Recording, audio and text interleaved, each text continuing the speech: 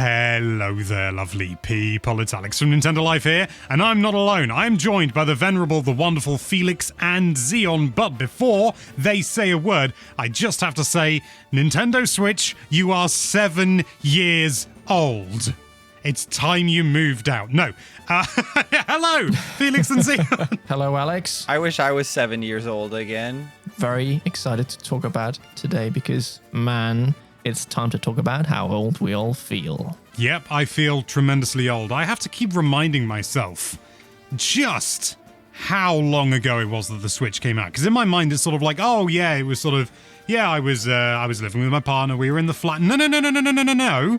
The Switch came out when I was still essentially at the very beginning of my career. I was only 2 years in, and I was still living with my parents. I was living in my parents' house because I couldn't afford to rent anywhere. And then the Switch came out and I was like, oh, this is like a Wii U, but without the box, and it's smaller. And it is still baffling to consider that it was 7 years ago. The Switch still doesn't feel that old to me. What's going on? It doesn't. It's really weird with the Switch. It is so ahead of its time that still today it feels almost completely new just because the tech is so fun and exciting. Sure, it might be a bit, underpowered compared to other stuff, but just the fact, I think we take for granted just how cool the Switch is, that you can just take it on the go and play all those cool games on the toilet. It's always the toilet, isn't it? Everyone always says the toilet. Nobody ever says on the bus. Actually, people do say that. On the roof party or anything like that. It's always on the toilet. That brings me back. That ad with the roof party. Oh man, that was the reveal, wasn't it? Yeah. Yeah. Yeah, because I mean, the Switch predates your career with us, doesn't it, Xeon? Which, again, I always have to remind myself, because you joined us in 2019, and I'm just like, nah, Xeon, he's as old as the hills. He's always been here. And that's just not the case. I appreciate that, too. I remember the excitement, too, like when the Switch was first revealed. I don't know if you guys had conversations with your friends or remember seeing this online, but I remember intensely debating with some of my best friends about oh, is the Switch going to be more powerful once it's docked? How do they have graphics like that on the go? It just doesn't make sense. How did they do it? And because I guess phones were only so powerful at the time, at least the modern phone, it felt and I know iPhones nowadays, you can play games that are you can play Resident Evil Village on an iPhone if you have one of the newest ones or whatever. So I know it's not really maybe the Switch isn't as it's still an exciting piece of tech, but at the time it was mind-blowing. It just didn't. Yeah. It felt like we had the future in our hands. I do remember right before I got my Switch, I was worried something was going to happen because it was so cool that, of course, I would live to see the day that I would have an actual Switch in my hands. Now, at the time, I'm just going to blow your mind. I was 14 years old when the Switch came out. Oof. Yeah, I'm going to need you to go back in time and, Sorry, I just turned to dust. So, I did not get my Switch until a month later. So at the time, I just turned 15 because I got it because I really wanted to play Mario Kart. Zelda what? I didn't really know what that was. It didn't look very interesting to me, but my friend convinced me to give it a go. So I got that with Mario Kart 8. And the rest is history. Very good game, I would say so. Good game. Would play again. Those early mornings of waking up and so many people talk about, when I was a kid playing the Wii, playing the N64, playing the GameCube. No, I consider myself still being a kid when I woke up and played the Switch, playing Mario Kart. I remember my little brother, I told him not to touch it, and I woke up and he was playing Mario Kart. I mean, who could blame him? He was not very old at the time. For him, he was literally a very small kid. It is pretty crazy how, right now I'm going back through, on my computer, I keep all my photos sorted by year, and I keep them sorted by different categories and yada yada. But so I'm looking back at photos from 2017, and I have a picture on here of Tom Nook Animal Crossing amiibo selling at Best Buy for 99 cents a piece. What? Yeah. God, I'll send it to you so we can show it in the video. But it's crazy how the Switch really, it completely flipped Nintendo's what everybody thought of Nintendo. Not everybody, but value. the general public. Yeah, exactly. Because then I remember that once Animal Crossing came out in 2020, which also was just a monumental moment, of course. Animal Crossing Amiibo were like back on the shelves, but they were higher priced again because people could use them in game or in Animal Crossing New Horizons instead. And it's just crazy how. I wonder what would have happened to Nintendo if the Switch didn't work out. Maybe that's not a world that's worth. Maybe it's not fun thinking about that, but it is crazy that the Switch really kind of saved them, I think. Yeah, I mean, I've just quickly looked through my emails and I found a receipt or an invoice, technically, for me buying 2 Amiibo. It was Marth and it was Ike back in 2015. So, Whoa. Still pretty damn relevant. But yeah, I bought Marth and Ike for £5 total.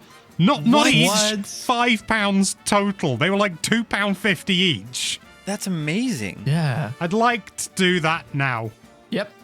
Me too. I don't know about you guys, but I was always pretty sure that the Switch would be. Well, I was actually dead certain that it would be a big success because it was just such a good idea. Like, how could it fail? When once you really got your hands on it too, like I remember when I was working at I talk about this all the time, but I was working at a game store at the time, and we used to demo the Wii U at like little retro conventions or like card tournaments, or when we'd go set up a booth and we'd sell stuff. And when Mario Maker came out, we set up a Wii U there at one of them, and we ran a little contest. It was like, see who can build the best level, and then we gave away some Mario themed prizes at the end of the event after we played all the levels. And I remember we did kind of a similar thing with the Switch. We demoed Breath of the Wild, and we did a scavenger hunt. So we like added up, my girlfriend and I, we like made up this list of like all these different items that we wanted people to go collect in the world within like 5 minutes. And then you get points based on what you found. And a lot of people that demoed it, of course, had already played Breath of the Wild, so they knew what they were doing. But there were a lot of people, though, that I think, we're just always so surprised, like, where's the rest of the system, Yeah. And I think once people really understood that, kind of like you said, like if you knew it was going to be a success right from the get-go, Felix, I think it's very fair that once you get your hands on that and realize there's no other chords that you need necessarily, it's true. It is. I think it is true. It's the future, and that's really cool. I think it's also really highlight. I mean, the Switch has done so much for handheld gaming as a whole, because for a long time it was always relegated to lesser games. It was always, you'd have the full release of a game, and then you'd have the handheld version. Be it like Banjo-Kazooie, and then you got Grunty's Revenge on the GBA and that sort of thing. Yeah. The handheld version was always lesser. It was always, hey, this is portable fun, guys. And that has been completely changed now. And it's only become more, the lines between portable and, standalone console, the lines are getting blurred even more, and no doubt will become even more blurred with the Switch's successor. But the Steam Deck, the Steam Deck is a monstrously, I mean, it's not a monstrously powerful machine, but it behaves like one.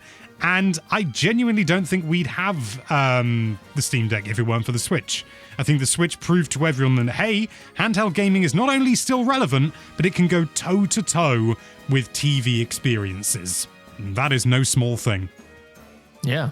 The Switch has just been there for so many. It's really helped me through a lot of difficult periods in my life. I went to this boarding school, and I was not having a very good time there. I think I quit after, I left the boarding school after 2 months, but all those evenings where I didn't have very many friends there, I had my Switch, because you could just, you could take it with you to the boarding school. You didn't need a TV or anything. You could just, play the games, played in bed, you could just take it everywhere. I took it to school. I remember we played Mario Kart because we had this projector, so I could just bring a dock with me, and we took it to school and put it up there. And yeah, so many people really, really liked it. We did the same thing with Smash Bros. When that came out, although we couldn't really use the school projector, so we just played it on the tiny little screen. But it was still loads of fun. To every break, we just got together and got some rounds in. Yeah, the Switch, I'm very, very grateful that it came at that time. Like I got to have it in my youthful years because, yeah, it's a really special thing.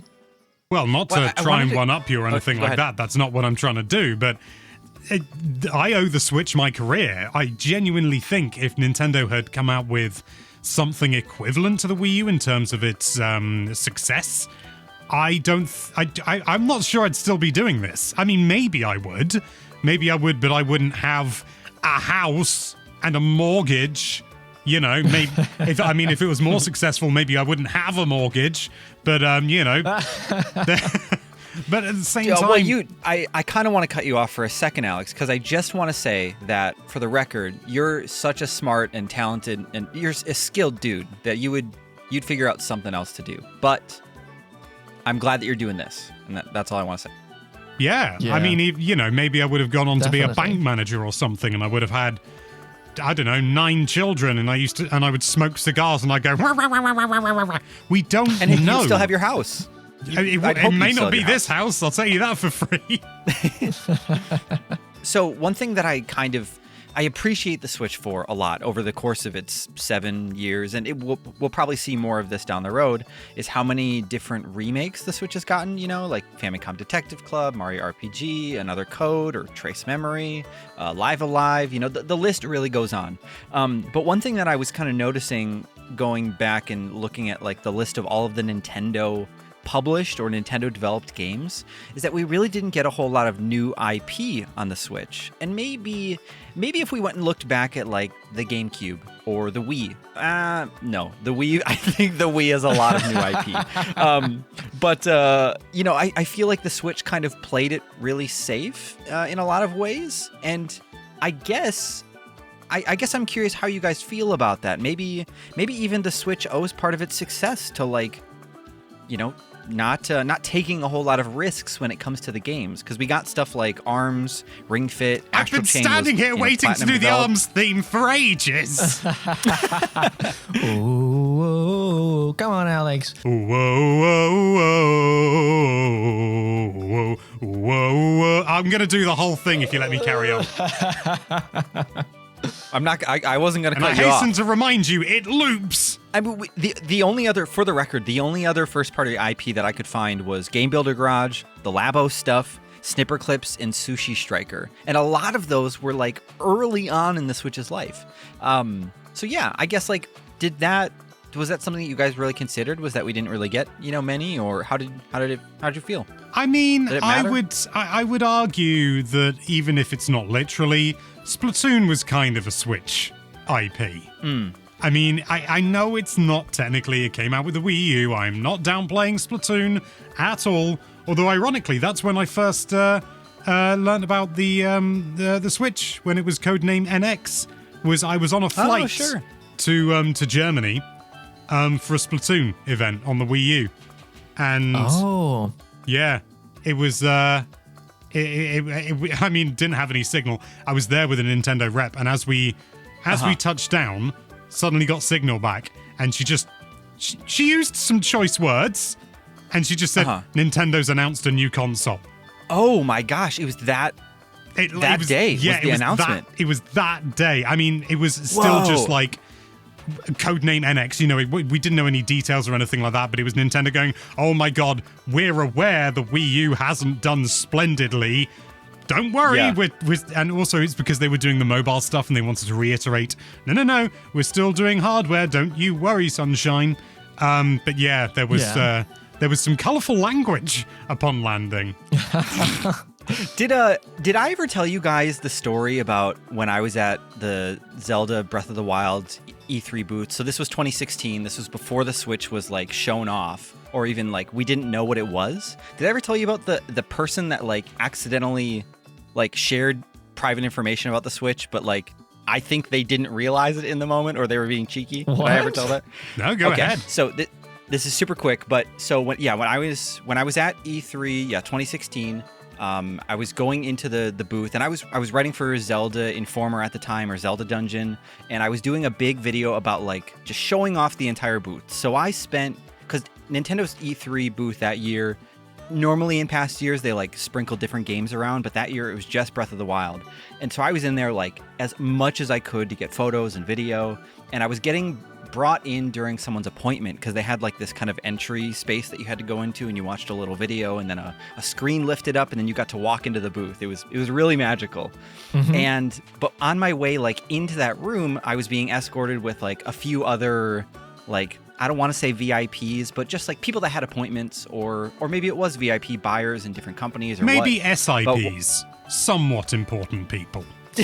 Sure, yeah. And so this person that I was with was very important in some degree. I don't know what way, but It's called Bowser or something. yeah, I think they worked for I remember what company they worked for, but it's fine. So they weren't a Nintendo employee, but we were walking, and we were talking about Breath of the Wild and how great of a game it was because we both had already demoed it before, and this person was like, yeah, I'm so excited to be able to like play it on all these long flights that I have to do these days. It's going to be so great to have that system. And at the time, Xeon, like stupid Xeon, was like, man, like you fly around with like a Wii U on your plane? Like, cause you play it in like just on the gamepad? Like that's ballin'. And I mean, to be fair, there's nothing to stop you from using a Wii U on a flight. If you got access to an appropriate like pin plug, just plug it in and you got your gamepad. Why weren't we doing that? That's why the Wii U failed. Nintendo didn't push that use case enough. And it's totally one of those things, right? Like, oh, please put away your like larger electronics and laptops. Like that would be when, gotta put the Wii U away now.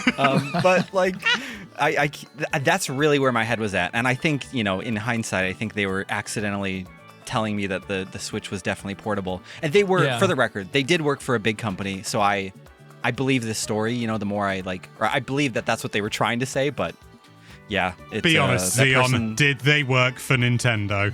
They did not work for Nintendo, but they did work for a big company that Nintendo works with all the time that rhymes with... What? I did not see that coming. That's unspoken. Aren't they on the Forbes list of companies that exist? I think so. Yeah. Good heavens. But to answer your question from way earlier, Sion, about like exclusivity and, new IP on the Switch, I think for me at least, like Alex said, Splatoon, I didn't have a Wii U. A lot of Wii U games that got brought over, well, a lot of them were, Donkey Kong, we had some Mario, but it was really nice that they brought over a lot of the stuff from the Wii U for everyone who didn't have a Wii U. I really like how they just expanded on a lot of IPs. The first year was insane with Breath of the Wild, Mario Odyssey. There was too much. There was too much. I wasn't used to actually having games to cover, let alone good ones. There was so many good games, and that initial year, there was so much that happened in my life, so that feels incredibly long when I think back. Where now a year in the Switch's life cycle can feel very short because, I don't know, yeah. That's called getting older, Felix. It only gets worse from here. Oh, no. But yeah, I haven't felt that they've done less new IP. It's not something that I've really wondered about because we have so many great indie games, so many, like a really great third-party support on the Switch. So there was just so much to play all the time. There still is. I have just finished a game and I'm playing a new game, and they're both like insanely good. It's those games that you think everyone should play this at least once in their life or something like that. And yeah, we're in the 8th year now. We're in the 8th year, and there's still banger games coming to the Switch. Hey, Metroid Prime 4, where's that? And you also mentioned like Labo. I completely forgot about that. You're right. Labo like just kind of came and went. I remember when that came out, I was like, this is the new Lego. This is going to change teachers are going to be using this in their classrooms all the time. And I'm going to rant about it if I'm not careful. So I'm going to stop at that. Oh, yeah. Let's sell cardboard. I never bought it, unfortunately. It was too expensive for cardboard, I think. Yeah. I mean, it was good, but it was too expensive. And I think that was what priced them out of it, to be honest. They priced themselves out. And I don't quite know the logic, to be honest. Maybe all the R&D, they had to recoup costs or something. But yeah, Maybe it was just they had to make a lot of like original parts, and that just cost a lot. I know with Lego, like if you need to make a new part, it is insane because you need to make like a whole new mold and stuff. It is really, really expensive. So I know, but the thing is that once you've made that mold, then the overhead. Well, it's not a mold with cardboard, is it? You know, it'll be a it'll be a very particular knife. And then you got reams of cardboard, print them out, cut them. That's it. That is probably pennies of production cost. And then it's got to be, transported and everything like that, whatever. But let's not get too far into this because I don't want to go on about the logistics of Labo. But that's a good title for a video. But it's just like, it was too expensive for what it was. Even if you broke it all down, you sort of think, okay, you're paying for the software, and eventually you go, okay, I can see that making sense. The problem is that everyone's initial reaction was, how much are you expecting me to pay for cardboard, you mentalists? And that's DOA. It's weird to think about in the start that there were just not a lot of games to play. I mean, now you could play games and never run out on the Switch, but in the start at launch, there was not a lot of games. Can I tell you how many games there are now? Because I found this out. Over 11,000 games on Switch right now. And a lot of them are are no good. Are AAA clocks. Yeah, the ones that like you don't want your kids like browsing the eShop. Like there are so many games on there that you just yep. There are about 6,000 AAA clocks on there. But it's such a weird feeling remembering. I could play Breath of the Wild at launch. I could play 1-2 Switch. I could play Bomberman. Fast RMX. Yeah, yes. I've got a picture of me playing that in the van or my band van at the time with my like feet up on the dashboard, sitting in the passenger seat. I don't think I've got any pictures of me playing it, but I've got a picture of my partner's cat next to the Switch on the on the launch night. Yeah, because I was there. I got it on midnight with the other 7 people who turned up in Swindon to buy Nintendo's follow-up to the Wii U. Oh, question. Which Joy-Con colors did you get? Colorful. I got the colorful as well.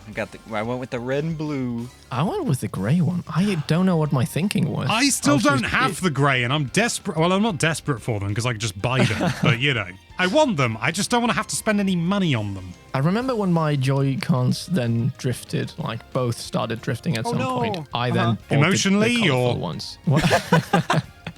No, physically. They were, the Joy-Cons are a different breed and not a very good one. The thing is that whilst I agree, I'm not going to get onto the topic of Joy-Con drift too much, but I agree that the Joy-Con are prone to drift. But I've actually had more problems, and it's probably because I've got about a bajillion Joy-Con. I've had more problems with other systems than I have the Switch, genuinely. I've got, I think, 3 Joy-Con that drift, so that's 1.5 controllers, arguably. My Xbox Series X controller has difficulty. It doesn't technically drift, but some of the areas are a little bit dead and require multiple taps to get there properly. My partner's PS4 controller is drifting all the time. It's a real nuisance to the point that she doesn't use it anymore. I don't know. I'm not saying that the Joy-Con drift doesn't happen and it's not a big deal. I'm just saying that it happens a lot more and it's not exclusive to Joy-Con. Leave them alone. To me and my wife, it happened like on all our Joy-Cons. It was to the point where we had to buy replacements and take them apart because it was just too expensive to buy new Joy-Con because they are really expensive. Don't get me wrong, I really like the Joy-Con. They're just a bit fragile and you really have to take good care of them because, they're just everything. I had really bad luck with Joy-Con drift. It was really bad.